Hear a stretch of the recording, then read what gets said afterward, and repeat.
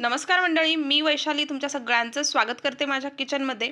तर आज आहे संडे म्हटलं की सगळेजण लेट उठतात आणि मग माझं काम आवरायलाही मला थोडासा लेट होतो. तर आज नेहमीप्रमाणे उशीर झालेला आहे आणि मग पटकन सगळ्यांना भूक लागली तर नाश्त्याला काय बनवायचा हा प्रश्न. नेहमी संडेला मी काही ना काही वेगळं बनवतच असते, पण आज जरा वेळ कमी होता.